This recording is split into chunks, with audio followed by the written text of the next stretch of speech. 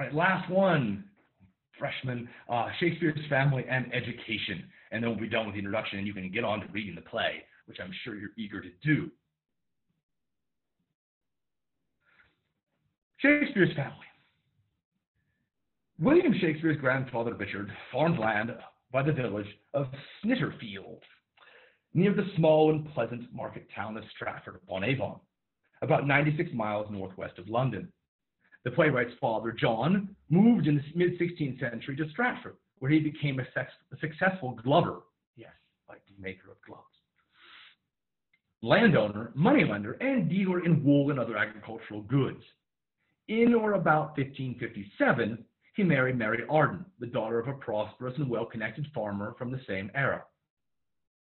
Robert Arden of Wilmcote, John Shakespeare was evidently highly esteemed by his fellow townspeople, for he held a series of important posts in local government.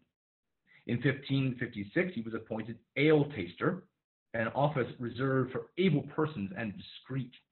Rough job. In 1558, when he was sworn in as a constable, and in 1561 was elected as one of the town's 14 burgesses. As a burgess, John served as one of 2 chamberlains, responsible for administering borough property and revenues. In 1567, he was elected bailiff, Stratford's highest elective office, and the equivalent of mayor. Though John Shakespeare signed all official documents with a cross or other sign, it is likely, though not certain, that he knew how to read and write. Mary, who also signed documents only with her mark, is less likely to have been literate.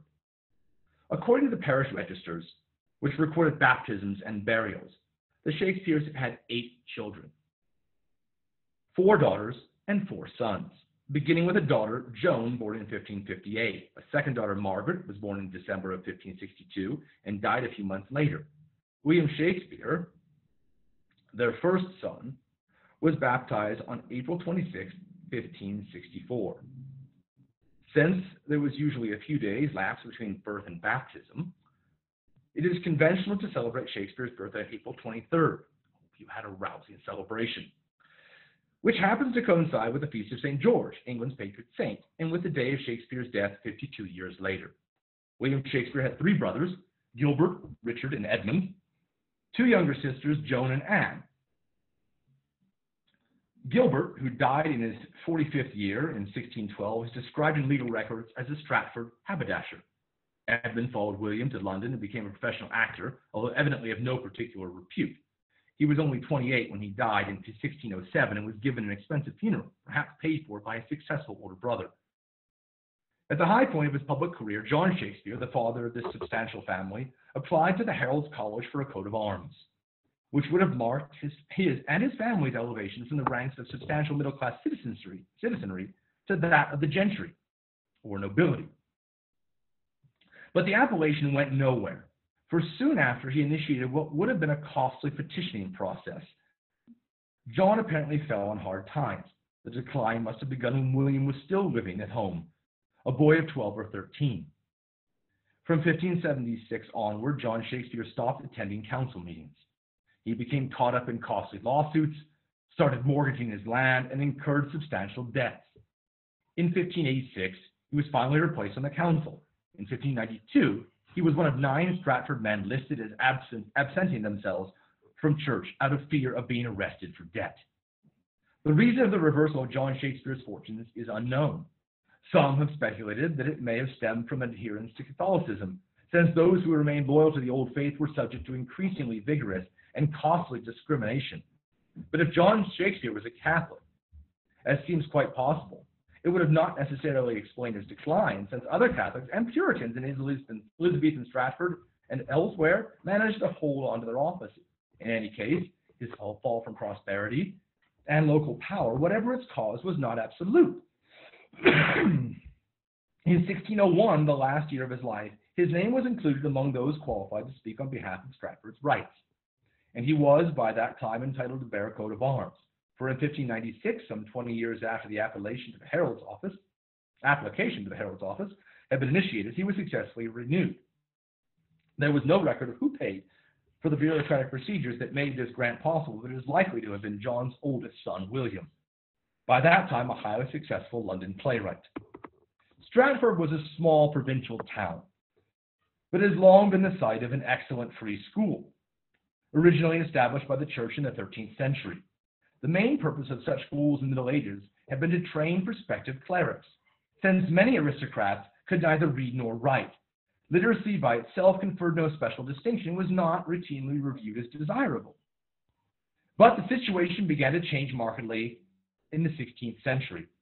It was crucially important to be intimately acquainted with the Holy Book, and printing made that book readily available. Schools became less strictly bound up with the training of the church, and more linked to the general acquisition of literature, in the sense both of literacy and of cultural knowledge.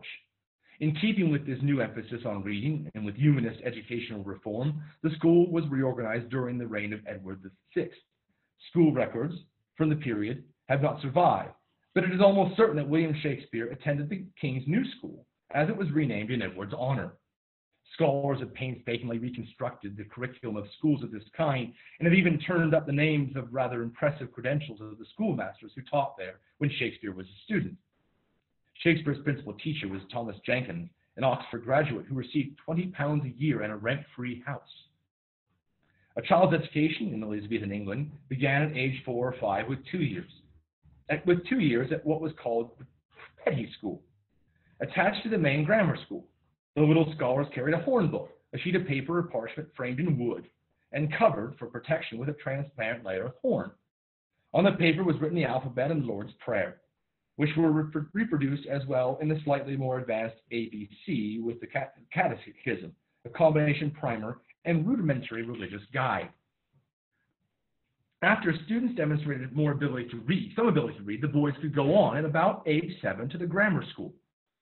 Shakespeare's images of the experience are not particularly cheerful. In his famous account of the 7 ages of man, Jacques, in As You Like It, describes the whining schoolboy with his satchel and shining morning face, creeping like snail unwillingly to school. Not like now, when you come so joyously, or not at all. The schoolboy would have crept quite early. The day began at 6 a.m. in summer and 7 a.m. in winter, and continued until 5 p.m. with very few breaks for holidays. At the core of the curriculum was the study of Latin, the mastery of which was in effect a prolonged male puberty rite, involving much discipline and pain as well as pleasure. A late 16th century Dutchman, whose name fittingly was Batty, proposed that God had created the human buttocks so that they could be severely beaten without risking permanent injury. Such thoughts dominated the pedagogy of the age, so that even an able young scholar, as we might imagine Shakespeare to have been, could scarcely have escaped recurrent flogging. Shakespeare evidently reaped some rewards for the miseries he probably endured. His works are laced with echoes of many of the great Latin texts taught in grammar schools. One of his earliest comedies, The Comedy of Errors, is a brilliant variation on a theme by the Roman playwright Plautus, whom Elizabethan schoolchildren often performed as well as read. And one of his earliest tragedies, Titus Andronicus, is heavily indebted to Seneca. These are among the most visible of the classical influences that are often more subtly and pervasively infused in Shakespeare's works. He seems to have a particular fondness for Aesop's fables, Aeschylus's Golden Ass, and above all, Ovid's Metamorphoses. His learned contemporary Ben Jonson remarked that Shakespeare had small Latin and less Greek, but from this distance, what is striking is not the limits of Shakespeare's learning, but rather the unpretentious ease, intelligence, and gusto with which he draws upon what he must have first encountered as laborious study. Now, on to your not-so-laborious study of Romeo and Juliet.